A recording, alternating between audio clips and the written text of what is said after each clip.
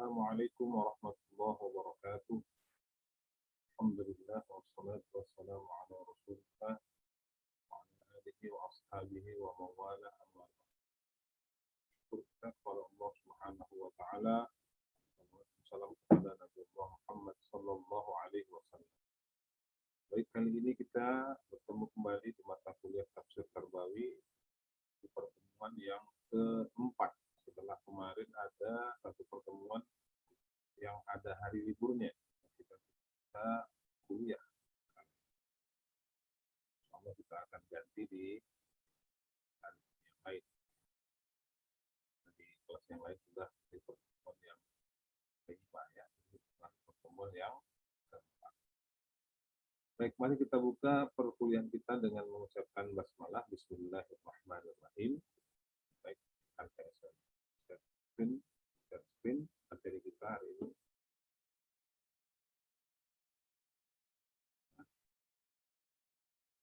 Ya, materi kita.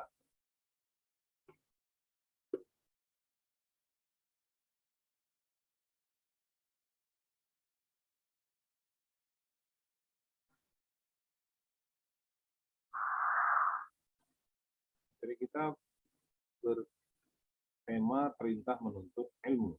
Baik, saudara-saudari sekalian, pendahuluannya, salah satu ciri yang membedakan Islam dengan agama yang lainnya adalah penekanannya terhadap masalah ilmu.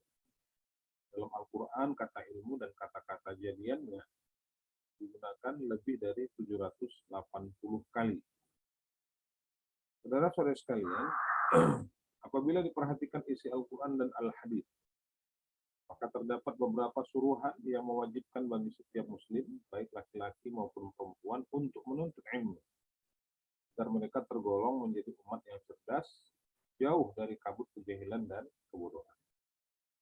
Selanjutnya, menuntut ilmu itu artinya berusaha menghasilkan segala ilmu, baik dengan jalan bertanya, melihat, atau mendengar. Perintah kewajiban menuntut ilmu terdapat banyak dalam Al-Quran dan Hadis. Selanjutnya, jumhur ulama sepakat tidak ada dalil yang lebih tepat selain wahyu pertama yang disampaikan Allah kepada Rasulnya, Nabi Muhammad SAW, sebagai landasan utama perintah untuk menuntut ilmu. Kita mengenal Al-Quran surah Al-Alaq ayat 1-5. A'udzubillahi minasyaitonirrajim. Bismillahirrahmanirrahim. Iqra' bismi rabbikal ladzi khalaq, khalaqal insana min 'alaq, iqra' wa rabbukal akram, alladzi 'allama bil qalam, 'allamal insana ma lam ya'lam. Surah pertama yang diwahyukan ya. Jadi bukan surah tapi ayat ya. Ayat 1-5 surah Al-Alaq. Yang pertama diwahyukan kepada Nabi melalui malaikat Jibril. Allah Subhanahu wa taala memerintahkan Nabi Muhammad agar membaca, sedang beliau tidak pandai membaca dan menulis. Maka dengan kekuasaan Allah, beliau dapat mengikuti ucapan malaikat Jibril. Saudara-saudara sekalian, penafsiran ayat kita terjemahkan. Pertama, bacalah dengan menyebut nama Tuhanmu yang menciptakan. Dia telah menciptakan manusia dari segumpal darah. Bacalah, dan Tuhanmu lah yang maha pemurah, yang mengajar manusia dengan perantaraan kalam. Dia mengajar kepada manusia apa yang tidak diketahui. Kita akan lihat tafsirnya secara singkat ya. Pertama, Iqra. Ya. Kata Iqra itu fi'il amr, atau kalimat perintah yang artinya bacalah.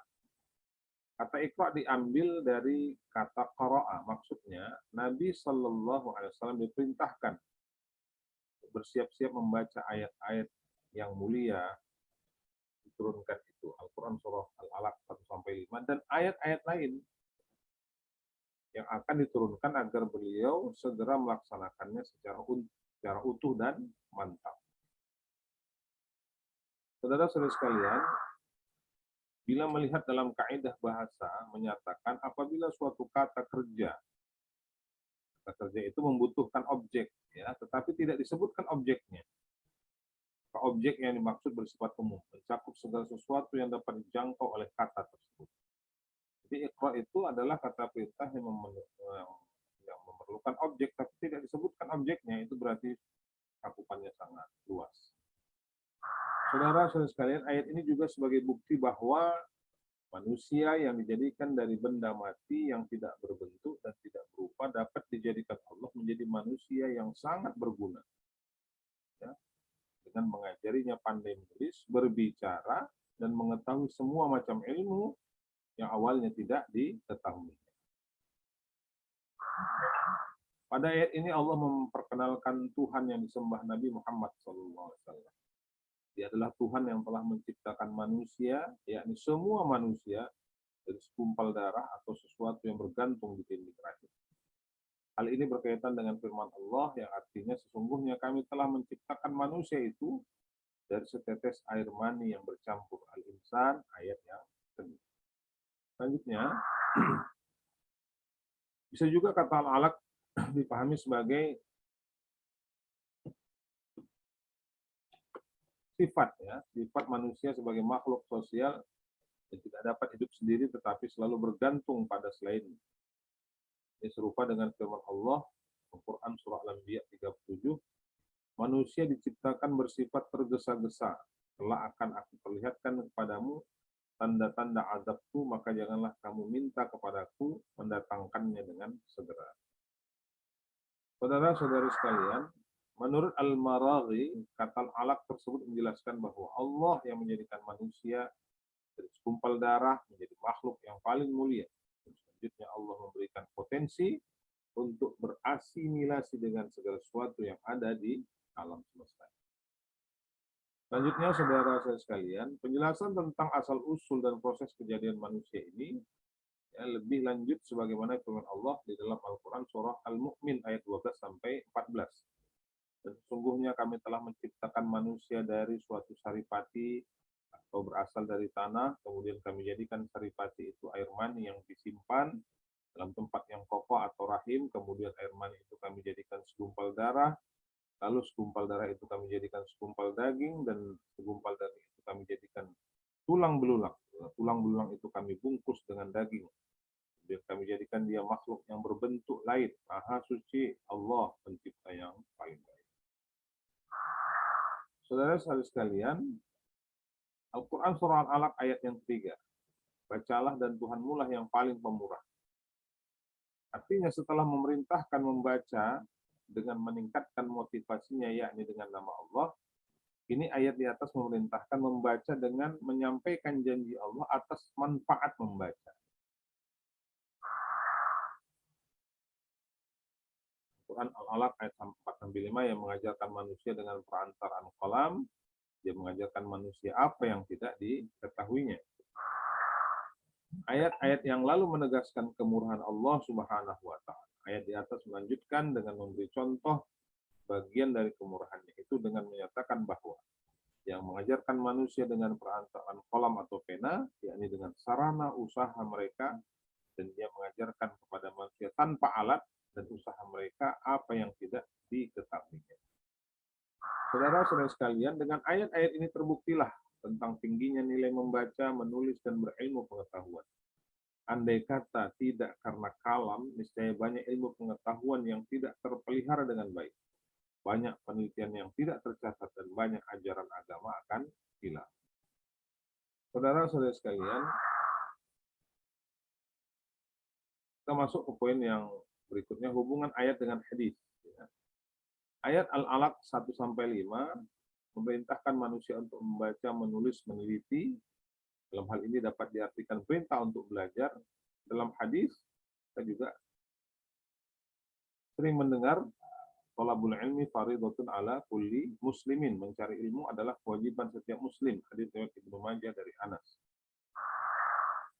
Hadis tersebut menunjukkan bahwa Islam mewajibkan kepada seluruh umatnya, laki-laki perempuan, untuk mendapatkan pengetahuan.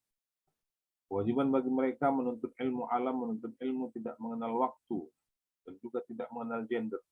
Pria dan wanita punya kesempatan yang sama untuk menuntut ilmu.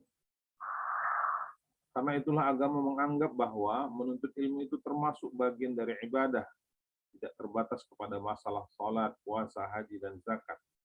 Karena menuntut ilmu itu dianggap sebagai ibadah yang utama, karena dengan ilmulah kita bisa melaksanakan ibadah-ibadah yang lainnya dengan benar. Saudara-saudari yang dimuliakan oleh Allah Subhanahu wa taala. Salah satu keutamaan menuntut ilmu adalah memudahkan jalan kita menuju surga. Ada hadis yang berbunyi, siapa yang melalui suatu jalan untuk menuntut ilmu, maka Allah akan memudahkan baginya jalan ke surga, dan para malaikat selalu meletakkan sayapnya menaungi para pelajar karena senang dengan perbuatan mereka. Sungguhnya orang alim itu dimintakan ampun oleh penduduk langit dan bumi sehingga ikan-ikan di dalam air. Kelebihan seorang alim atas abid, orang beribadah, bagaikan kelebihan sinar bulan atas seluruh bintang-bintang.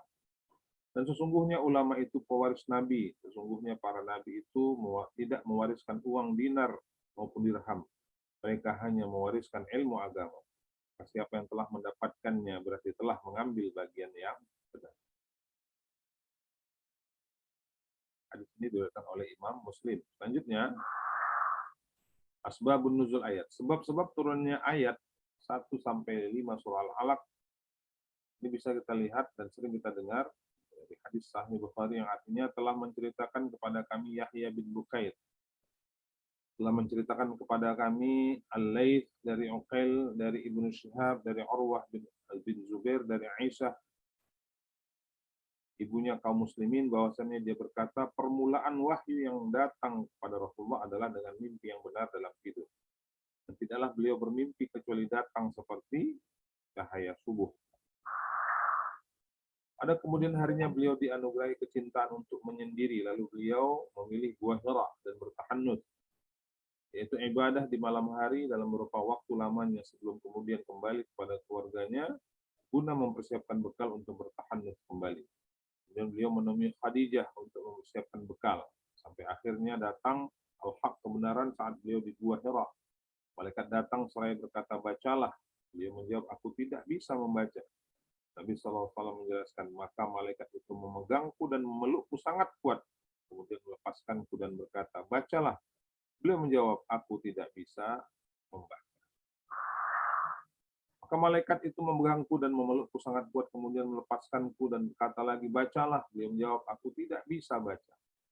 Malaikat itu memegangku kembali dan memelukku untuk ketiga kalinya dengan sangat kuat, lalu melepaskanku dan berkata, bacalah dengan menyebut nama Tuhanmu yang menciptakan.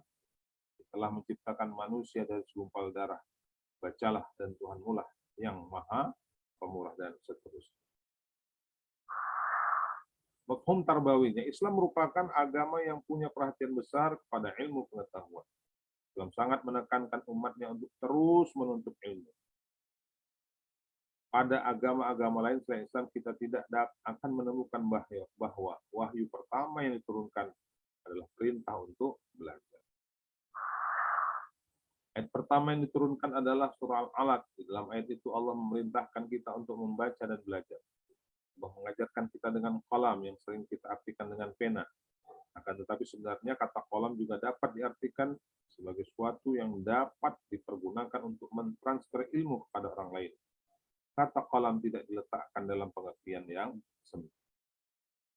Saudara-saudara sekalian, dalam surah Al-Alaq Allah Subhanahu wa taala memerintahkan kita agar menerangkan ilmu. Setelah itu kewajiban kedua adalah mentransfer ilmu. Dalam hal pendidikan ada dua kesimpulan yang dapat kita ambil dari firman Allah tersebut. Yang pertama, kita belajar dan mendapatkan ilmu yang sebanyak-banyak. Yang kedua, berkenaan dengan penelitian yang ada dalam ayat tersebut digunakan kata qalam yang dapat diartikan sebagai alat untuk mencatat, alat untuk meneliti, yang nantinya akan menjadi warisan kita kepada generasi berikutnya. Dalam sebuah hadis, Nabi SAW menganjurkan kita untuk menuntut ilmu sampai ke liang lahat. Tidak ada Nabi lain yang begitu besar perhatian dan penekanannya pada kewajiban menuntut ilmu sedetail Nabi Muhammad SAW. Bukan hal yang asing jika waktu itu kita mendengar bahwa Islam memegang peradaban penting dalam ilmu pengetahuan.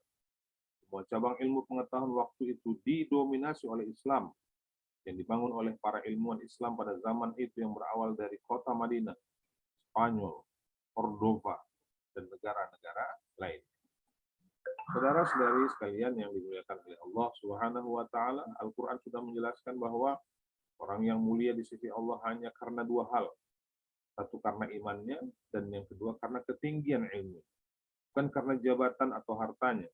Karena itu dapat kita ambil kesimpulan bahwa ilmu pengetahuan harus disandingkan dengan iman. Keduanya tidak dapat terpisahkan. Wallahu a'lam. Demikianlah perkuliahan kita kali ini. Kita akhiri dengan hamdalah. Alhamdulillahirabbil alamin. Kita tutup dengan doa kafaratul majlis. Subhanakallahumma wa bihamdika asyhadu an la ilaha illa anta astaghfiruka wa atubu ilaik. Nasrun minallah wa fathun qarib. Assalamualaikum warahmatullahi wabarakatuh.